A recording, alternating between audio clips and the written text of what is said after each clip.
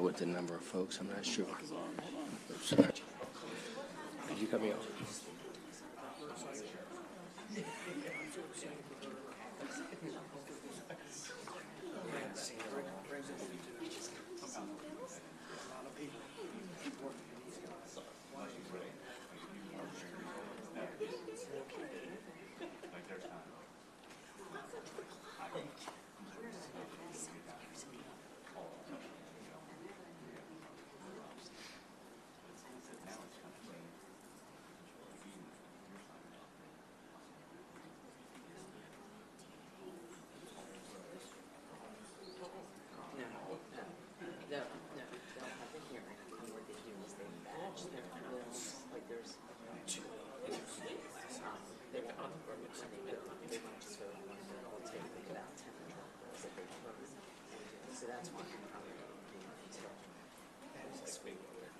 So don't be anxious because it's just the committee process. Okay. The next real effort that you'll have to take is make sure you have a How are you, Mr. Chairman? It's good to see you. I would say basically just performance, whatever you do with me, go over it and outside and do whatever. See you.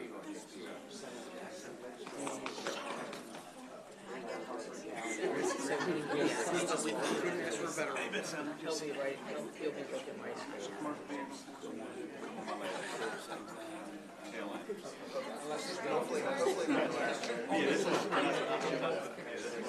No, I'm a big fan.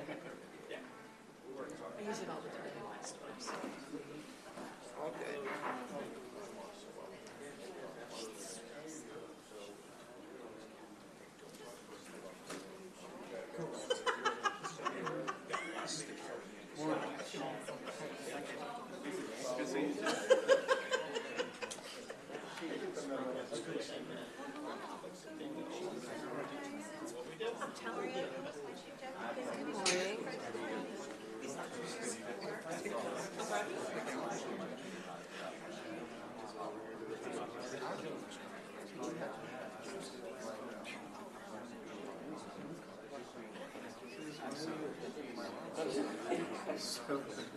So if you checked in, you've checked in with me, I'm very happy about that.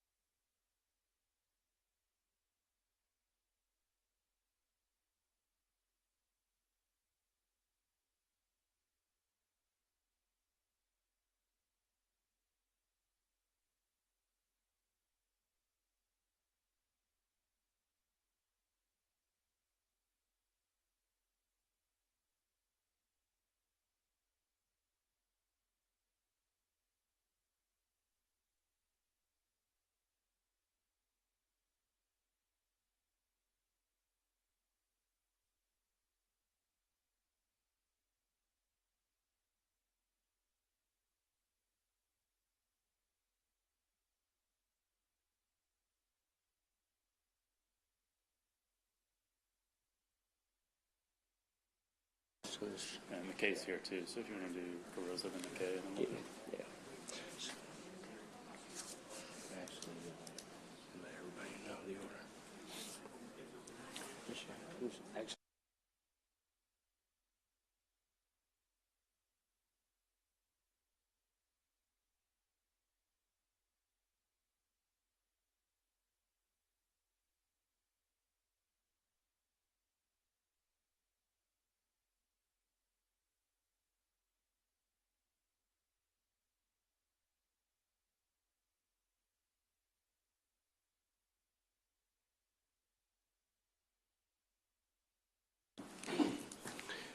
Good morning. Welcome to this morning's Senate Budget and Tax Committee Pension Subcommittee. I'm Senator Jackson, representing District 27. This morning we have with us Senator Alfred, Senator Salings, Senator Bailey, Senator Hedelman. Senator Rosapet will not be with us, and we expect Senator Benson soon. This morning's order, we have 5 bills and 2 for review if we get that far. A couple of House rules. The presenter, you have all the time you need to present your bill and your case. For witnesses, you have 2 minutes, and you will hear the timer. I think you'll get a 10-second warning, and then you'll hear the bell. Please bear with us, and please work accordingly. The order for today, the bills that we're going to hear, we do appreciate everyone's matters before us, and we certainly appreciate those who have made a short trip, like those from the Eastern Shore. Senator Carosa, your bill will be up first, followed by that's Senate Bill 244, followed by Senate Bill 276 from our friends from Frostburg. Then we will go to Senate Bill 274, Senate Bill 139, Senate Bill 204. All right? So, Senate Bill 244, Senator Carosa, you can come up and bring your panel forth with you. Here, you sit here.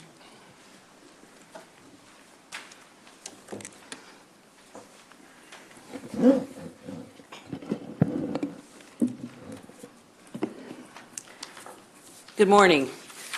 Morning. I'm Senator Mary Beth Carosa, representing District 38, Worcester, Wycomico, and Somerset County, which is where our witnesses are from.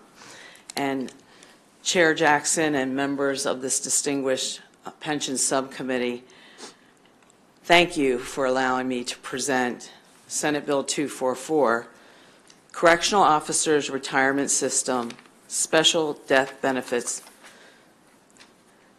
and perhaps the most meaningful bill that I have ever introduced, given the impact that it will have on Lena Williams and her family. This subcommittee will recall, given your leadership and your strong support, that you passed unanimously Senate Bill 198, passed out of both chambers unanimously and signed into law by Governor Hogan.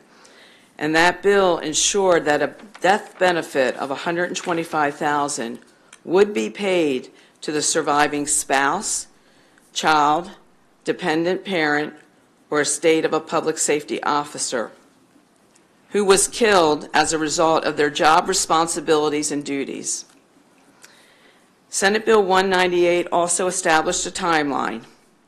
The application for the special death benefits must be submitted for approval within 3 years that the evidence is found that the decedent was killed because of their job.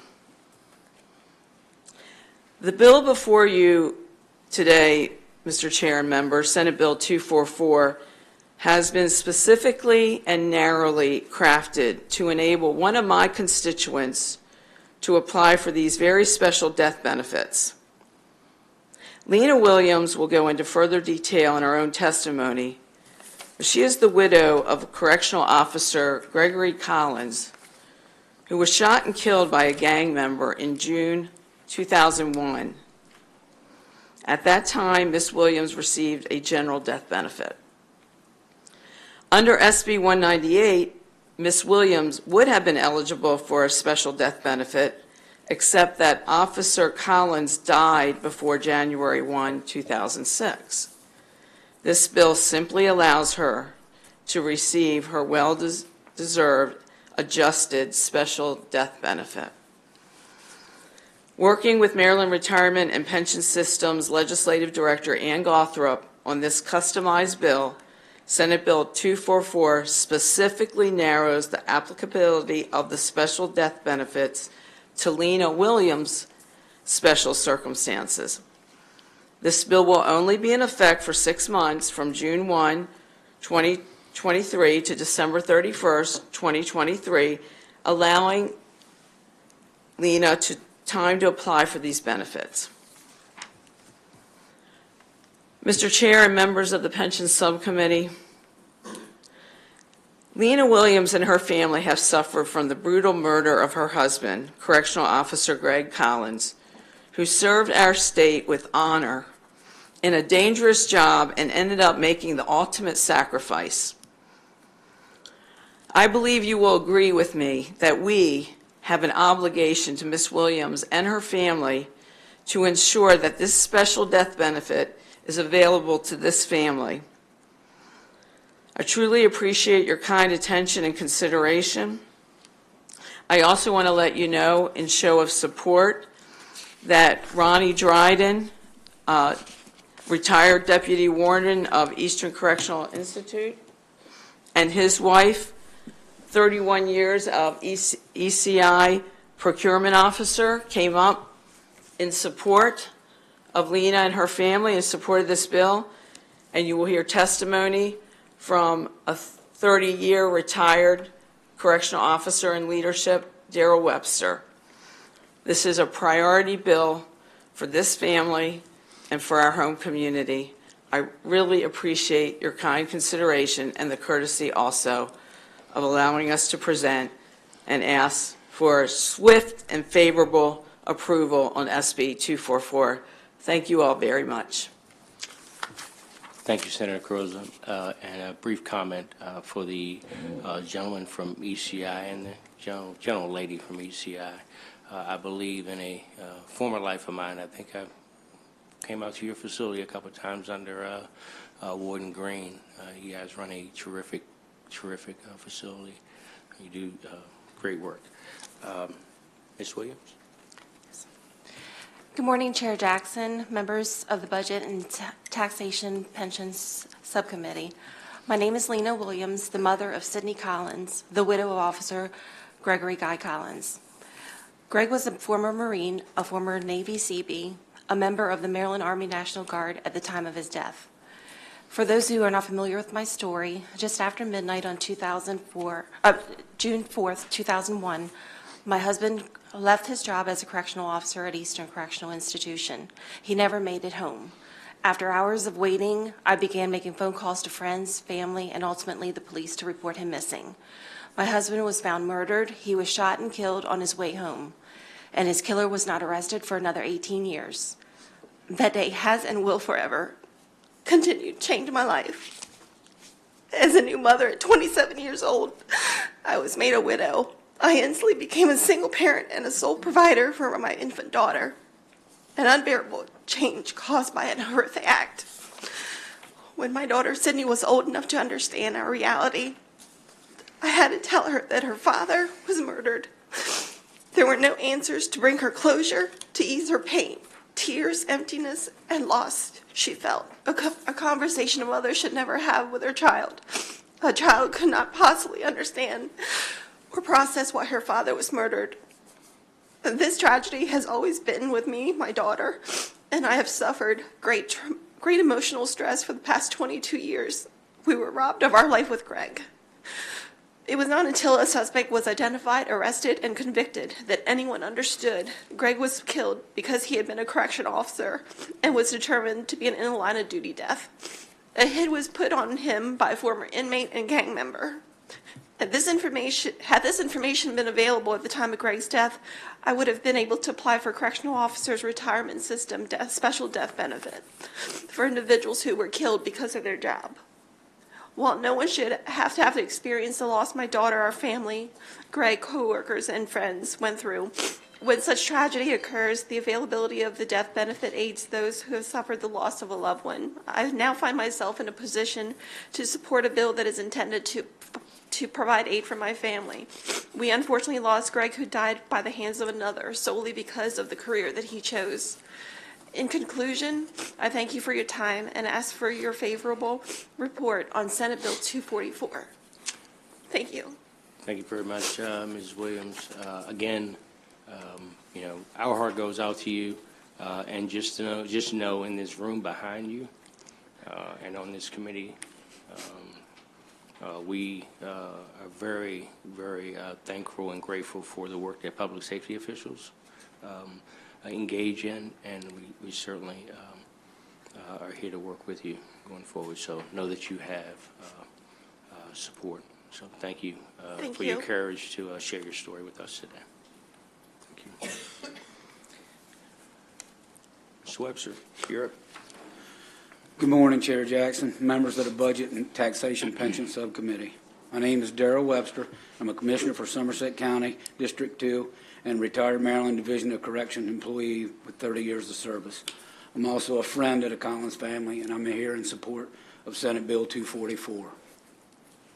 I met Officer Collins, Gregory Collins, in 1998 at Eastern Correctional Institution, where we were both employed. I was a supervisor on the same shift as Greg, and he and I were both on the tactical unit. And Greg was the type of person you knew you could always count on, and that was very important to me. Over time, he and I became friends.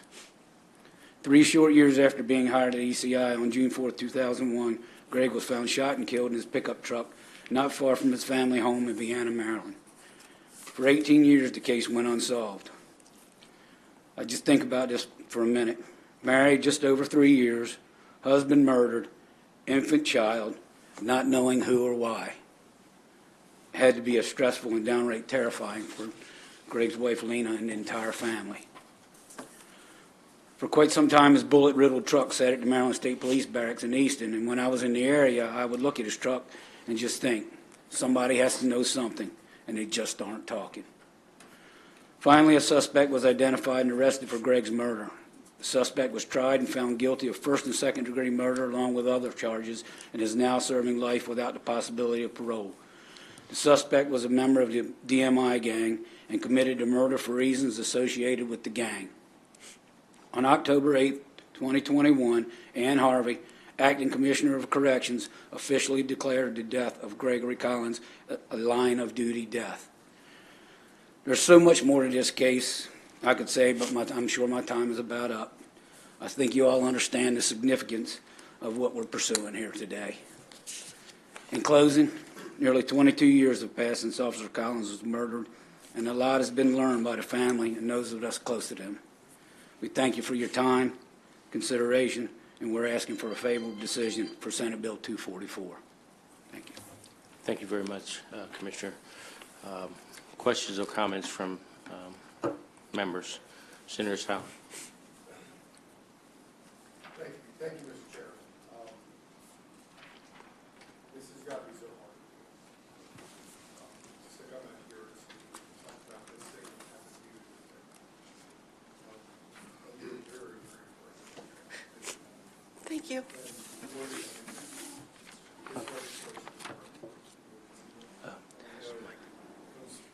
Folk are very important to them too. But more than anything, our prayers are with you. And I pray that the people like this will be an encouragement to you and a blessing to you. And we hope we can get this passed for you and do more for you. So, but our prayers are with you. Thank you. Thank you, Mr. Chair. Any other questions or comments from the members of the committee? Again, thank you all very much for your courage this morning. Safe drive back to the Eastern Shore, and we will be deliberating soon on this matter. So thank you. Thank you for your courtesy, Mr. Chair. Absolutely. And members. All right. Thank you. Thank you. This concludes the testimony for Senate Bill 244. Next up, we'll have law enforcement pension system, Frostburg City PD. Senator McKay, sorry, McRae, he's a member. Senator McKay, bring your panel up. Senate Bill 276, Frostburg City Police Department. Proceed when you are ready, Senator. Thank you, Chair Jackson. Thank you, the members of the Pension Subcommittee. For the record, Senator Mike McKay, representing District 1, Garrett, Allegheny, and Washington counties. In Allegheny County, we have the city of Frostburg, and which brings us here today. They'd like to participate in the law enforcement pension system, better known as LEOPS. We have support from the city and ask your favorable vote for SB 276. I have only one panelist. The chief is here. He's not going to speak today. He just came for good looks. And but anyhow, Councilman, please. Yes, thank you, Mr. Chairman and the rest of the committee. My name is Kevin Grove. Oh, it's on. Just bring it closer to you. No, you're good. You just okay. bring the mic Closer to you, sir. Okay. My name is Kevin Grove, and I am the Public Safety Commissioner for the city of Frostburg. I served 41 years as a police officer in Frostburg, and then got elected to office. I think the biggest thing that's going on here, we have 12 sworn officers, but we're allotted 17. And those officers are going to the City of Cumberland, the Allegheny County Sheriff's Office, the Garrett County Sheriff's Office, and Frostburg State University, because they all have the LEOPS retirement. And so it's hard for us to retain the officers that we need to patrol our city. And I'm an example, by working 41 years, that's how long it took me before I could retire. And we're hoping that with this, that we'll retain our officers, and they'll be able to get out much earlier than I was 63 years old when I retired. There's not much more I can say, but thank you for your consideration of the legislation, and we respectfully request a favorable report on Senate Bill 276. Thank you, and thank you for your service. And trust that this committee, we actually have another bill that is looking at to study our pension systems for all the public safety in the state and law enforcement, the LEOPS provision in particular. So, some of us have some experience with that. Thank you for your service. Any comments or questions from the committee? All right. Thank you all very much. Thank you, committee, for your grace. Have a safe trip back, gentlemen. Thank you. All right, that concludes the hearing for Senate Bill 276. Next up, we have State Retirement and Pension System, non-vested former members, return of accumulated contributions. And if I could have the dynamic Ms. Gothrop, thank you for joining us this morning. I'm Ann Gothrop with State Retirement. I'm the Director of Legislative Affairs, and we are very appreciative of the Joint Committee sponsoring this bill for us this year. Senate Bill 274 provides a technical correction that would clarify the agency's existing practice with regard to returning accumulated contributions to deceased, non-vested former members. Right now, our practice is we return these contributions to the designated beneficiary or the estate if there is no designated beneficiary for both deceased, non-vested, and deceased vested former members. But the law only speaks to deceased vested members, meaning someone who has more, if you started after 2011, someone who dies who left service with 10 years of service, has not begun to receive their retirement. They are a deferred vested former member. If they die, the law says they get their designated beneficiary or their estate gets their contributions back. it is silent with regard to what happens if someone who worked for the state was not vested, did not withdraw their contributions. So because these people have a right to their contributions, our practice is to return these contributions to the designated beneficiary or the estate, regardless of whether they are vested or not. We are asking you to codify this existing practice that we do. But while I'm here, I also wanted to let you know that since bringing this to your attention, to the Joint Committee's attention in December, we've discovered 2 other corrective issues that we really would like to be able to amend onto this bill. However, we haven't brought them to our board yet, which we're going to do in the next couple weeks. So I'm going to be working with your staff and probably bringing this back. So spoiler alert, there could be some more amendments coming for this bill, which is going to keep it interesting. Thank you very much. Any questions or comments from the committee? Look, I'd like to, some of us have worked with Ms. Gothrop in the system for quite a while. And the mayor mentioned in the testimony regarding ensuring that families are made whole, even though this what we're seeking today has not been codified. We take our hats off to you and your team taking care of our employees. So we look forward to those additional. Oh, they're very good. They're very good and very exciting. we look forward to that, but I think, look, the partnership that we have is important because when we find these one-offs or two-offs or three-offs of some challenges that we have, it's very important for us to be able to address those. So we do appreciate our working relationship with you. And thank you. This closes our hearing. Thank you very much. Thank you.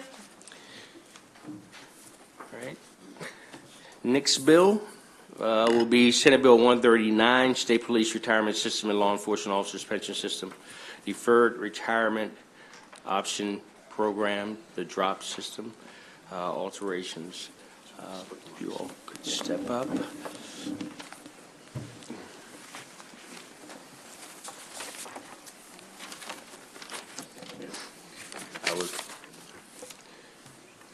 All right, good morning. So, fellow committee members, for the record, Senator Michael Jackson, District 27, on behalf of Senate Bill 139. It's a pretty straightforward bill. We think so anyway. That increases the maximum number of years that members of the state police retirement system have to participate in the DROP Deferred Retirement Option Program from 30 to 32 years and makes the required corresponding changes to that effect. Most officers represented by SLEOLA, State Law Enforcement Officers Labor Alliance, are a part of the Law Enforcement Officers Pension System. The Maryland State Police max out potential benefits at 28 years of service, while those in other agencies that are a part of the LEOP system, Law Enforcement Officers Pension System, max out at 32 and a half years. If a state police member presently participates in the DROP program, Deferred Retirement Option Program, they must leave the agency after 30 years, while law enforcement professionals in other agencies can continue to earn multipliers for another 2.5 years. This proposal will put the Maryland State Police on par with the majority of other agencies within the law enforcement officers pension system and allow them to reap the corresponding retirement benefits by reaching 32 years of service. Because of my professional background, the recruitment and retention of effective law enforcement officers is a very important issue. I'm a firm believer that strong agencies require strong leadership at all levels of effective participants. I've heard from numerous former colleagues about the issues that they're facing for a number of years across the country. Those directing agencies are struggling to keep departments fully staffed as resignations increase and hiring gets tougher in today's competitive labor market. I recently came across the Police Executive Research Forum, which is a Washington, D.C. think tank study of some 200 law enforcement agencies across our country. The study showed that industry-wide, the resignation rate per 100 officers was up 18% between 2020 and 2021. 22 stats will be following shortly. At the same time, the rate of retirement almost rose by 45%. With state police recruitment and retention efforts significantly lagging, Maryland State Police applications are also down 33% as of last year. This legislation would offer a cost-neutral enhancement to assist those efforts to recruit and retain experienced law enforcement officers. With that, I would ask our committee for a favorable report, and we will open it up to our panel. So, gentlemen, proceed as you wish, stating your name. Good morning, Senator Jackson and committee. I'm Brian Gill, President of State Law Enforcement Officers Labor Alliance, also known as SLEOLA, and also a First Sergeant with the Maryland State Police. SLEOLA is the exclusive bargaining representative for approximately 1,700 law enforcement officers in the state of Maryland, including the Maryland State Police, Natural Resources Police, Maryland Capitol Police, Fire Marshal, and several others.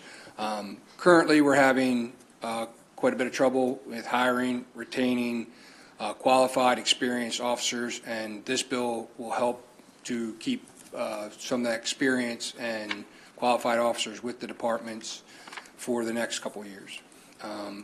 And I just ask for a favorable report from this committee and appreciate your continuing support. Absolutely. And for members, we will, if you have any questions or comments, we'll wait until this panel concludes. We have some others coming up. Continue. All right, good afternoon, Mr. Chairman, members of the committee. My name is Dave Lewis. I'm a First Sergeant with the Maryland State Police, and I'm currently the Vice President of SLEOLA. So I'm here to ask your favorable report on Senate Bill 139. The bill in front of you makes changes to our current DROP program. The DROP is a Deferred Retirement Option Program. I believe most of you are familiar being on this committee, but those who are not, the DROP is a voluntary program for eligible members of the State Police and the LEOPS. With the DROP, you can retire. So you basically draw your pension, but you continue to work and you're paid by your current employer. The pension goes into an account and makes interest, which the employee gets and the state makes some off of. That continues as long as you're in the DROP. Currently, we can do it for a maximum of 5 years, depending on when you go in, but you have to leave at 30 years of service regardless. So our goal is to increase it to 7 years so you can work up to 32 years of service. Some of the reasons for this are retention. As stated, and it's an ongoing nationwide issue, retention is a huge problem. MSP, for example, because I can get their statistics since I worked there, over the last 3 years, we lost 56 more troopers than we hired. So we are going in the negative. We can't get people to apply, and we can't hire people. So this would keep some of older folks like ourselves around a couple more years to try to keep the force going. The DROP's a cost-effective, and actually it's a cost-savings benefit.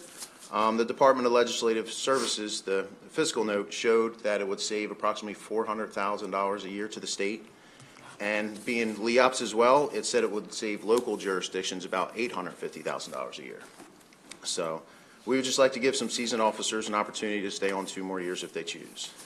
Last year, this was introduced as a state police bill only, but the State Retirement Agency supported the bill, and they also proposed that we included LEOPS. So it was well received. Last year, this was Senate Bill 346, if most of you are familiar, and it did pass the Senate 43-0.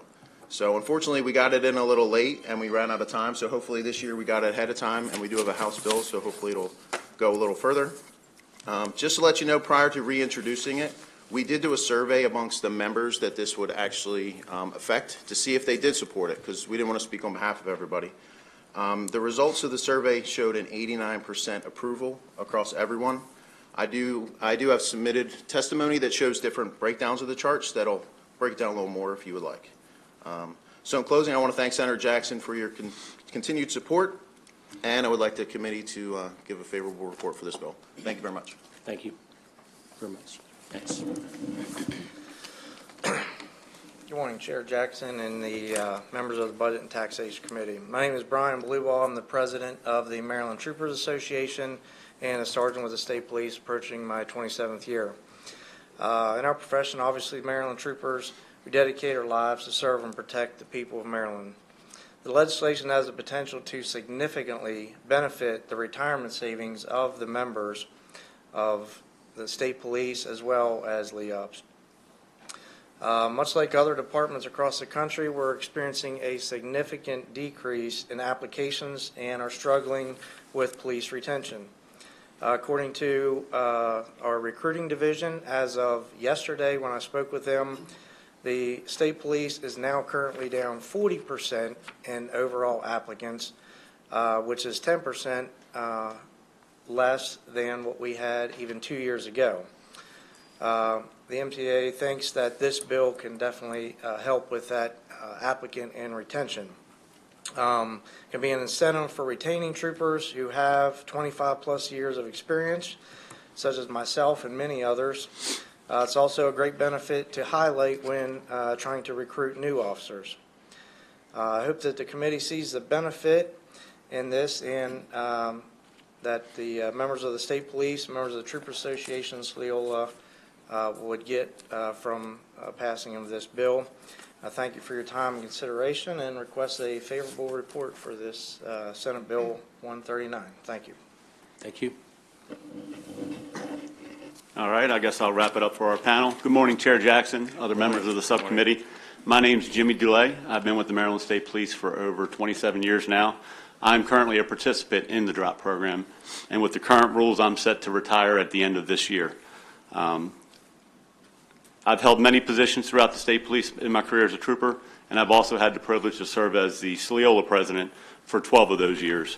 During that time, I became well aware of the struggles that the Maryland State Police has had recruiting qualified applicants to join our ranks.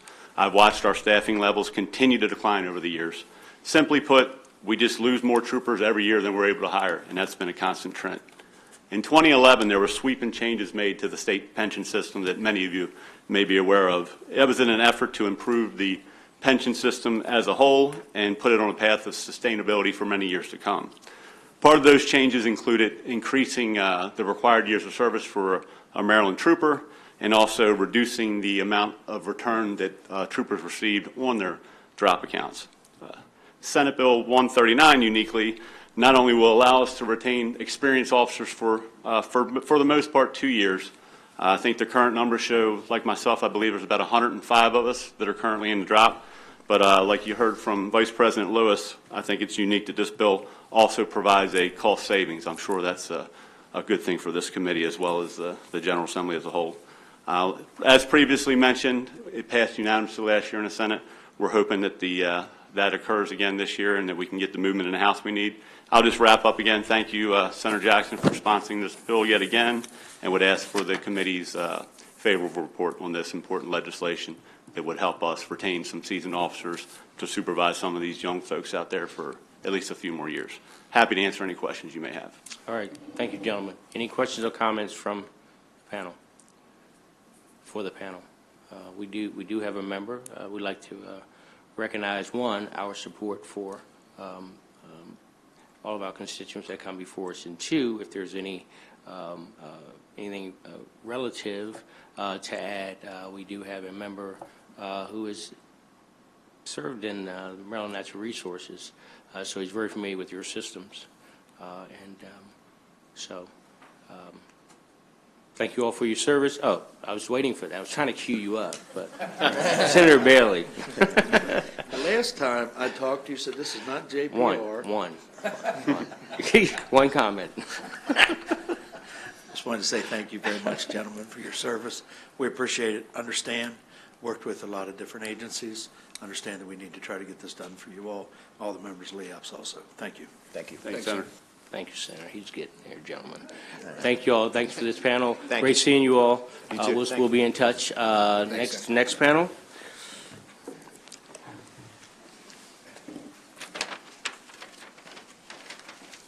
As the next panel comes up, I want to mention something briefly, something I found out this morning, and this will be for our next bill folks that have come in.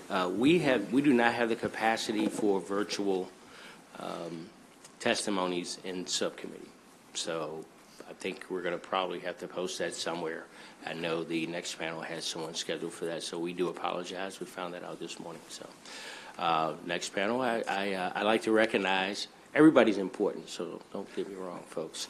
I'd like to recognize a former colleague of ours and a former Barry Glassman, and also a former county executive, Hartford County, and Mr. County Executive, we would like to say we appreciate everything you've done working in this body, but also what you've done for the men and women who serve in public safety of your county. So I want to make sure we recognize that. That's something that we have not, it has not gone unnoticed over the years of your service up there. So just want to say that. So whomever would like to start, I'm probably deferring to the executive, but you all can do what you need to do. Thank you, Mr. Chairman and members of the committee. My name is Jim Krasinski. I'm a corporal with the Maryland Transportation Authority Police, and I'm also the president of the Fraternal Order Police Lodge 34. Maryland Transportation Authority Police are the largest agency in LEOPS, and we strongly support this bill. I would ask for your favorable endorsement. As what was said before, I won't repeat everything, but this will allow us to maintain veteran and seasoned officers for 2 years longer. Looking at the dismal recruitment and retention numbers that we see nationwide, our vacancies alone have increased almost double in the last 18 months. Wow. So we are over at 60 vacancies for an agency that is around 450 members strong. That's huge.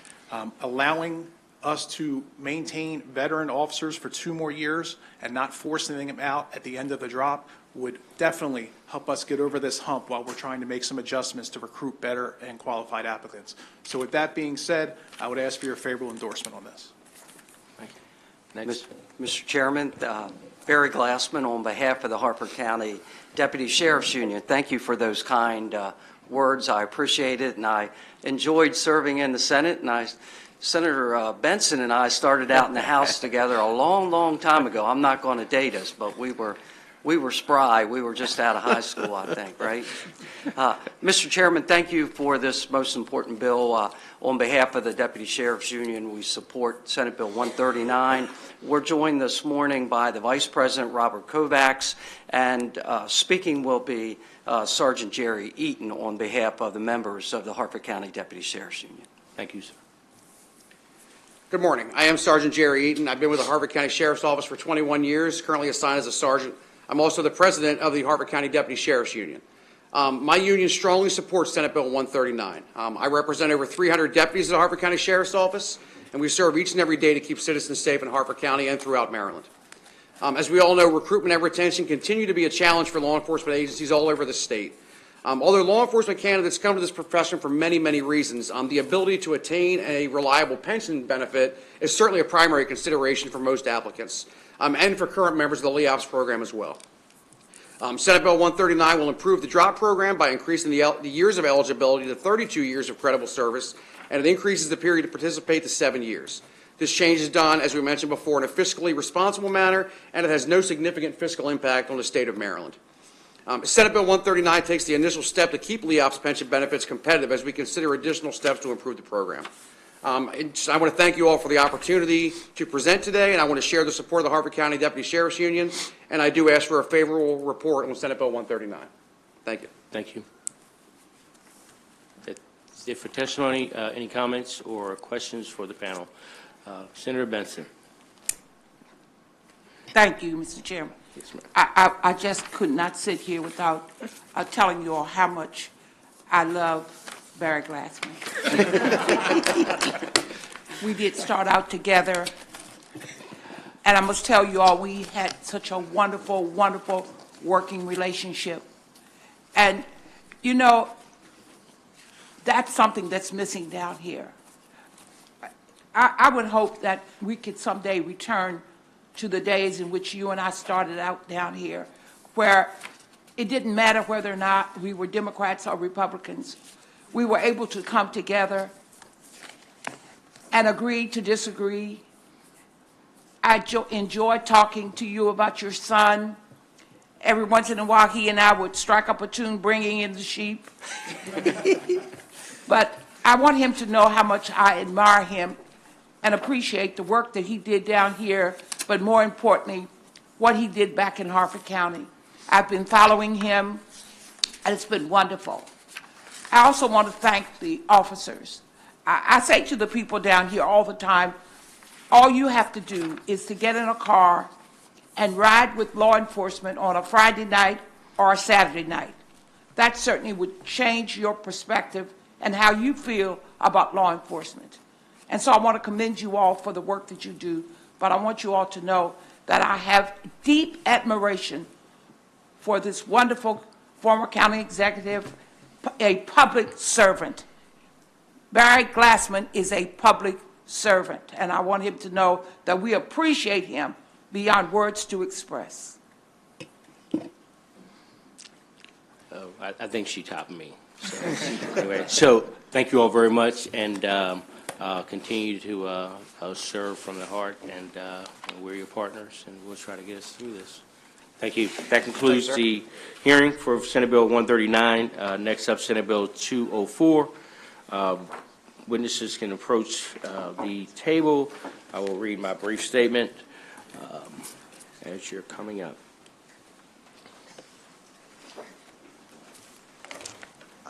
All right. Thank you, fellow committee members. For the record, Senator Michael Jackson, representing District 27, on behalf of Senate Bill 204. Senate Bill 204 is a very simple piece of legislation that allows our Maryland clerks of the court and register of wills to vest in the state pension system after 8 years of service. This legislation will allow a clerk of the court or register of wills who begins service on or after July 1, 2011 to retire with a normal service retirement allowance if the member completes and submits a written application to the Board of Trustees stating the date when the member desires to retire. The member has at least 90 years of combined age in years of eligibility service, or at least 65 years of age and at least 8 years eligibility service on or before the date of retirement. This legislation merely allows our local clerks of the court and our register of wills to participate in a similar retirement program that we enjoy at the Maryland General Assembly. It's a minor change that I believe will encourage qualified candidates to pursue these important offices and provide these officials with a deserved benefit.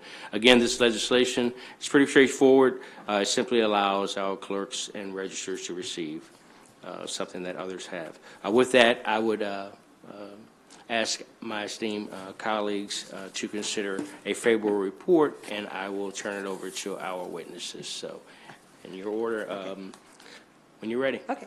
Good morning. Good morning. Thank you, Mr. Chair, my Senator, and the members of the subcommittee for this opportunity to testify in support of Senate Bill 204. For the record, my name is Mahassan El-Amin. I'm the clerk of the Circuit Court for Prince George's County. The clerks of the Circuit Court support SB 204, which would allow the elected clerks of the Circuit Court and the Register of Wills to vest in the state retirement and pension system with the 8 years of eligible service instead of the 10. The current vesting requirement of 10 years, which is the same as for unelected state employees, means that the clerk or register must serve 2.5 terms if they do not have prior years of eligible service.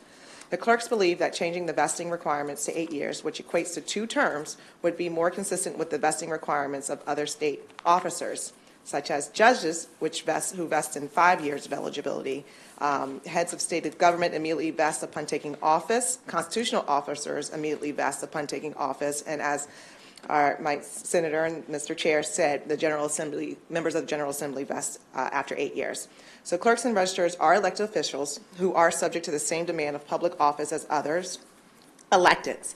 And our tenure is not secure as unelected state employees, but is subject to the same regular elections decision as other electeds. That is why we believe our retirement vesting requirement should be similar to the other elected officials. The Circuit Court clerks hope that you will give a favorable report on SB 204, and we would like, once again, Senator Jackson we would like to thank Senator Jackson for sponsoring this bill, and I'll be available for comment or questions. Thank you very much. Thank you. And for the record, committee members, again, there's no virtual witnesses in the subcommittee, but there's a written testimony by Byron McFarland on behalf of the Register of Wills from Howard County. So. Good morning. Thank you, Senator Jackson and the committee for hearing us today. I'm Sandy Dalton, Clerk of the Circuit Court in Frederick County, here to also ask for your support for Senate Bill 204. The clerks believe that lowering the vesting requirements by just the 2 years for a limited number of elected clerks and officials would not have a significant fiscal or administrative impact on the state. The clerks and registers are currently eligible members of the state retirement, so this change does not affect any new members to the system. There are 24 elected clerks and 24 elected Register of Wills. However, the great majority are already invested in the system. Currently, this bill only will affect 6 circuit court clerks. That would be Anne Arundel, Carroll, Harford, Prince George's, and Wycomico counties in Baltimore City, and 1 Register of Wills, and that is Anne Arundel County. The bill also does not change the contributions paid or the benefits received. It only changes the time the clerks and registers to be vested in the system.